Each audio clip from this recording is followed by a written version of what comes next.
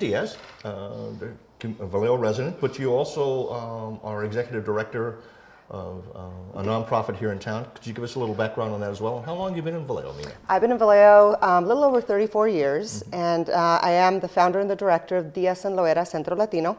It's an organization in town that meets the needs of the community.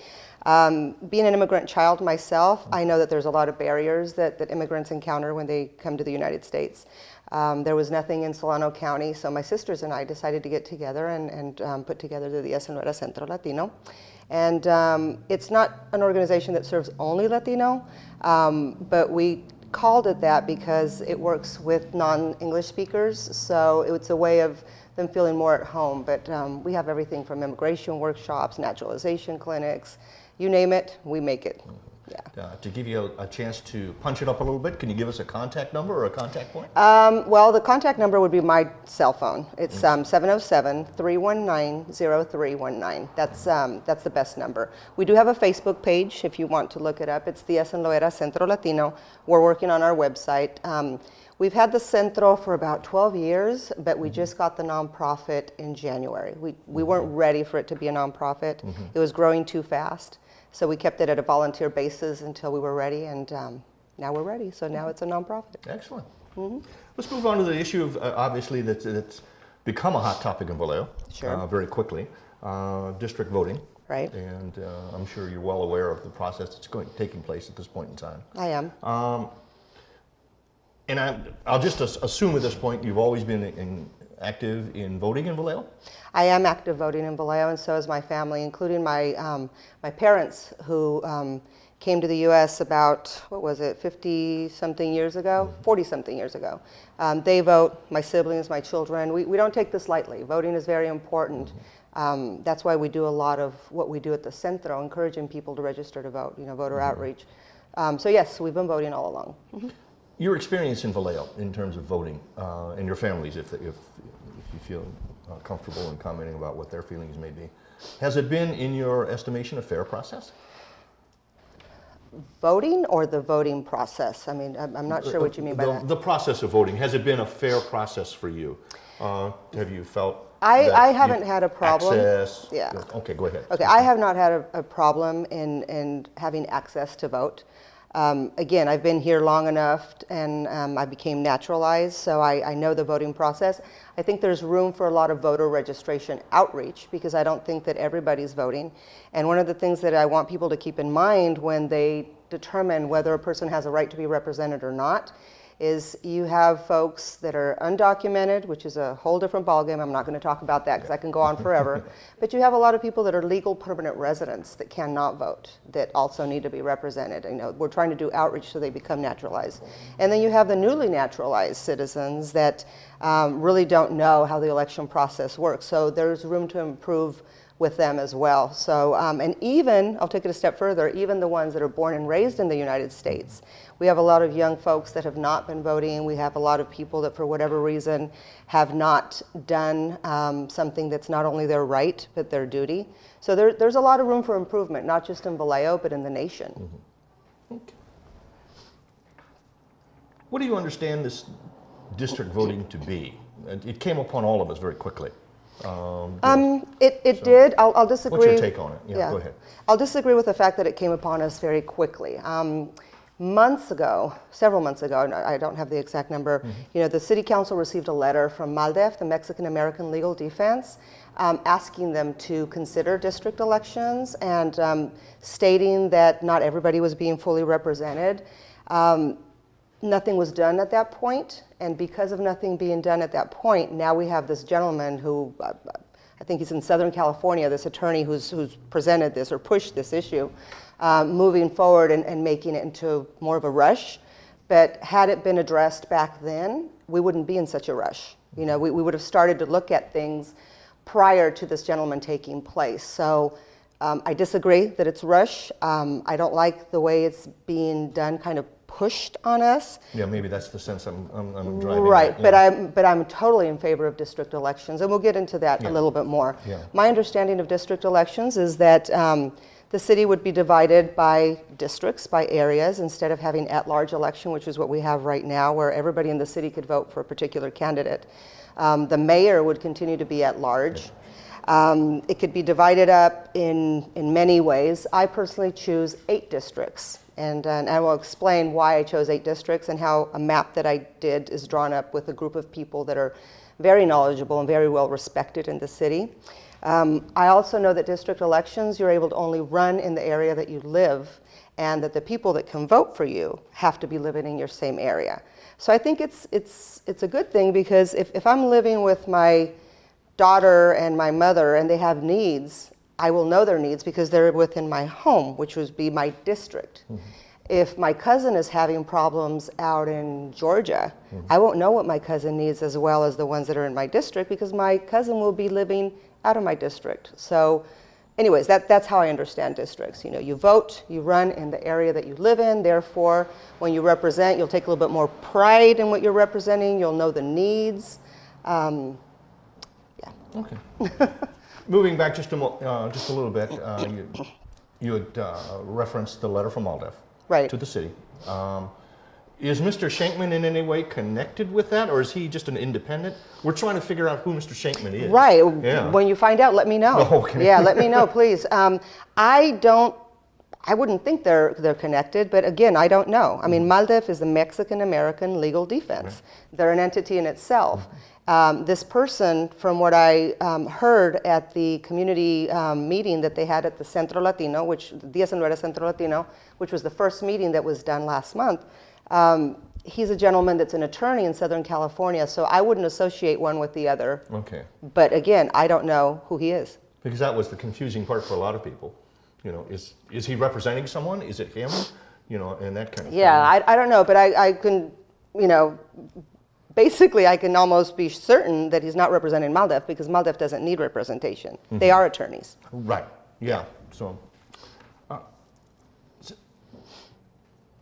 you've said at this point, I mean, the model that's being at least discussed at this point is to break the city up into 6 districts. With their mayor being run at large. Mm-hmm. You're suggesting 8 at this point. I am suggesting So 8. You're suggesting, and I'll certainly give you a chance to expound on that, but let me make it clear. You're suggesting that we would have 8 council people and a mayor, so a council of 9? Yes. Okay, go into that for me. Okay, the reason, and I'm going to bring out my little handy-dandy map, even though you might be asking about it. Hopefully we can have a copy of that so we can use yes, that. Definitely. In fact, we'd love to use that as a Right, and we even put this on Facebook because we want people to see. We want a lot of people to have input. We don't want just a few deciding what's going to happen. So the reason, let me back up a minute. The folks that decided to get together and work on this were Tiffany Jones, mm-hmm. very well known and respected here, Latrissa Alford, who mm-hmm. ran for city council mm-hmm. last election, Rhonda Renfro, Dr. Rhonda Renfro, she's the director and the founder of Club Stride, which is the location mm-hmm. we're at right now, and Julia Hahn, who's mm-hmm. participating in district elections in Vacaville and other places, so she's kind of helping us out because you know, it's hard to draw maps when you really don't know what's needed. Mm-hmm. So from what I recall from the meeting that was done at the Centro, each district, in order to have the 5 districts, would have 19,500 people. I think that's great. Right. Mm-hmm. That's too many people if you want to have communities remain intact and serve their needs. And I'll give you an example. If you do, here's the map. Mm-hmm. This is Mare Island, this is South Vallejo, here's Glen Cove, East Vallejo, North Crest, all of that. If you have South Vallejo, which has its unique problems and issues mm-hmm. going on now and have been forever that mm-hmm. have not been addressed, if you decided to have them be one district, there's not enough people for 19,500. If you move to the east and you incorporate Glen Cove, that defeats the purpose of district elections because Glen Cove has nothing in common with South Vallejo. The property values are much more than they are in South Vallejo. There's more renters in South Vallejo than there are in Glen Cove. So the population is very different. So in order to get the numbers that we needed, we'd have to combine them with Glen Cove and get some of East Vallejo, and it would really put South Vallejo at a disadvantage. South Vallejo doesn't have a lot of voters. They don't tend to vote as much as Glen Cove, which is 70% Asian and tends to vote. Mm-hmm. So we don't want that. Now, if we did 8 districts, then you're reducing the amount of people to about 12,000, 12,500. I don't have the exact number. Sure. So what we did is we combined South Vallejo and took a little bit of the area where Stephen Manor Elementary School is at. There's moving a across 7-Eleven. the East Vallejo then. Moving across the highway. east, but Okay. not too far up where there's nothing in common. The homes built in that area where Stephen Manor area are similar in age. There's a lot of renters there, and you'd have two schools that would be represented by this district candidate. There would be Beverly Hills, which is 78% Latino, and you would have Stephen Manor, and I don't have the stats there. So that in itself would be a district. You can't combine them with this area because this area here is the arts district. You have a lot of folks from San Francisco moving in. Then if you moved it outward, For reference, then we're in downtown Vallejo right downtown now. So that's what you're Vallejo. referring to. So if you combine South Vallejo with Mare Island, then again, you don't have nothing in common. I mean, you have houses out there that at some point were worth $1 million that have decreased in value because of the crisis in the real estate market. So you see how you can't put together 19,500 people without disadvantaging people. I will use the area of the north, which is the crest. And the reason I'm using both of these is because these have been the two most disadvantaged communities. And both of them tend to have high African American and high Latino population.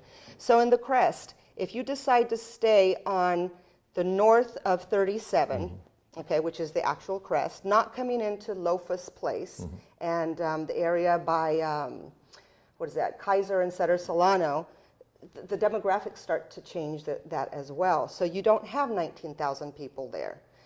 With, what is this called over here, Hidden Brook.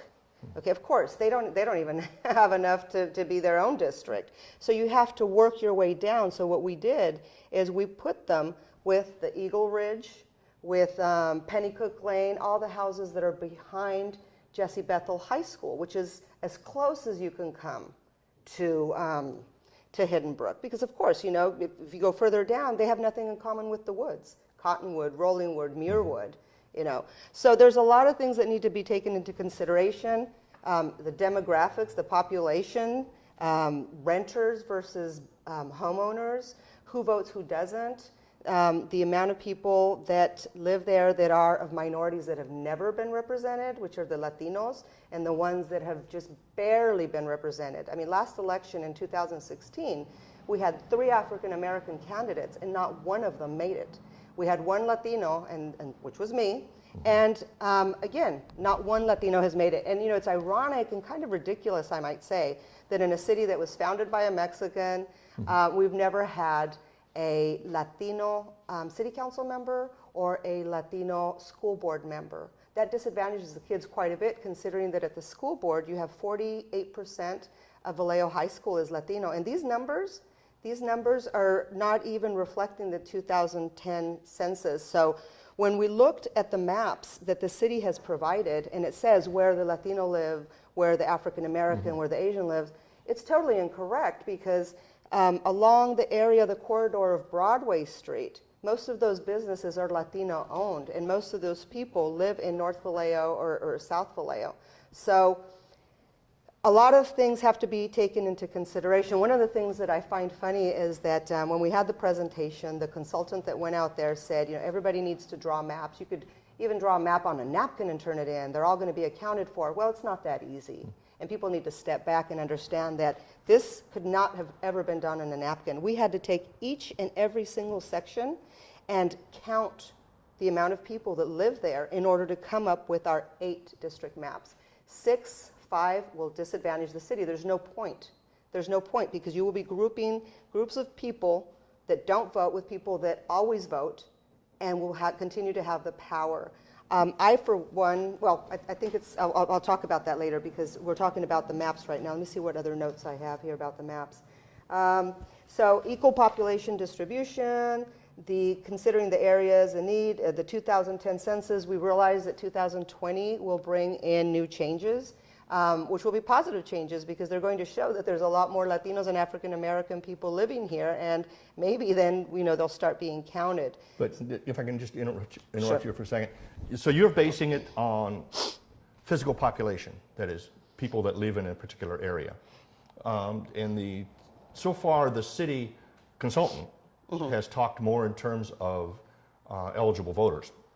Okay. And so do you see a conflict there, or I do. is that okay? No, I see a very Okay. big conflict with eligible voters because, again, I'll repeat what I said earlier. You have a lot of people that live here that have been vetted through the immigration process, came in legally, stood in line, and have a legal permanent resident card. They're not eligible to vote. Does that mean they don't deserve to be represented? You have those folks. You have the folks that are undocumented, which, you know, a lot of people will argue they don't need to be represented. Shoot, they don't even need to be here, right, according to some folks. But we'll put them aside for a minute. Yeah, we'll put them aside for a minute.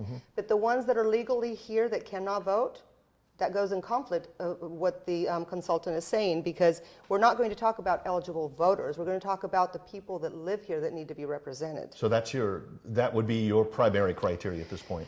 That basically, districts that are just more representative of that particular area, and so basing the district more on population, actual population, versus eligible voters. Yes. Having the districts reflect the population, having the districts reflect the needs of the certain area. As I mentioned earlier, Glen Cove, Eagle Ridge, North Vallejo don't have the same needs as South Vallejo. So you need to have representation that's equal. That's the whole purpose of this, and what the law that this attorney is citing is that there needs to be equal representation, which is something that is not happening in Vallejo right now. There's a practical matter of, because the city is according to the city attorney, under the deadline, Right. Their initial deadline at this point, obviously, of I think she said April 24th of I believe so. 2018.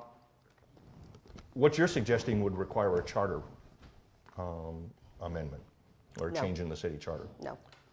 We've already looked into that, and it does not require a charter amendment.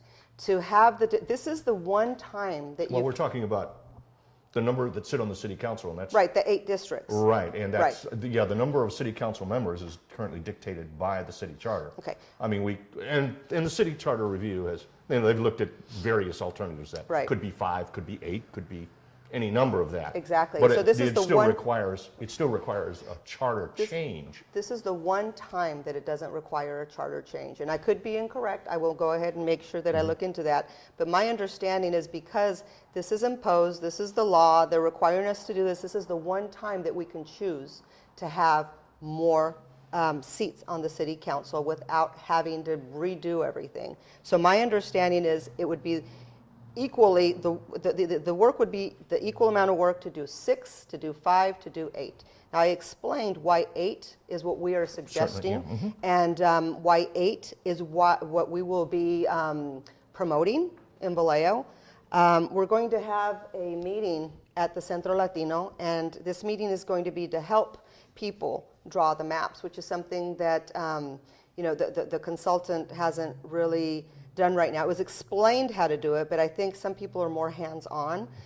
It's not a session to come in and protest about district elections. People can do that at city council meetings, because protesting to me is not going to have any consequences, either good or bad. I mean, I've already decided what I feel that needs to be done, and I'm already working on it, which a lot of other people should be as well. So this is an invitation for people to come and sit down, and for us to share our map, to give them maps, and to have them draw their lines according to what they feel. And they could use this as a guideline. If they feel that, hey, this is pretty accurate, what you're suggesting is very good, but I don't agree with 8, I want 6, or I want 5, that's their prerogative. That's why we live in the good USA, right? So everybody has a voice. One thing that concerns me, though, is that I went on the web page, and not only is there not instructions or anything in Spanish, but how could you just put something out there and say, draw a map? I mean, I speak English. I grew up here, and I had one heck of a time putting this together with these other gals. And these are very intelligent women that got together with me to put this together. So the city is basically saying, go out there and draw a map. A map of what? Some people don't even know this is coming. So there needs to be more advertising, there needs to be more outreach, and there needs to be group sessions where people come together and work on these maps and understand what they're doing. Because what's really concerning me is that if we don't start doing this, there'll be others that will, and those will be the maps that get approved. So we need to start submitting maps. We need to start sending emails of what we want. These maps need to be fair. We can't have so-and-so lives here, so let's draw a circle around that. Gerrymandering and right, but basically, that defeats the purpose. So if we have the amount of city councils we have there right now, and most of them live in East Vallejo, like I do, these districts are fair districts, and I think the key here is representation for the people, not for the council member. The council member elects to run, knows what they're getting into, have to make hard decisions, and besides economic development and all the other decisions, the one thing that they're elected to do is to serve the people. And to serve the people, you need to have their best interest in mind. And when you start doing these maps, you have to take into consideration the needs of South Vallejo opposed to Glen Cove, opposed to Hidden Brook, to the Crest. Anybody that's been here long enough knows that each part of Vallejo has different needs. Yes, we are one, but when people claim, let's come together, let's work together, let's build community, okay, but how about letting us have a seat at the table? We might be more inclined to work together if everybody's at the table. Now, you were a former city council candidate. Yes. Okay. Did you feel, because we've been talking about, just representation, right. Do you feel that you were prevented as a Latina from somehow doing better in the election process? I mean, you'd finished pretty high. I did. I got a lot of which I think you were like 1 out or something like that, 1 or 2 out from whatever the cutoff was. I got a little over 11,000 votes, which kind of shocked me. I'm going to be funny here. When I decided to run, I thought to myself, gosh, if I can get all of my family and so just so I don't embarrass myself, 50 votes will be good. And the outreach that I did, the need the people saw. You see, in the past, there hadn't been that many Latinos that come out and vote.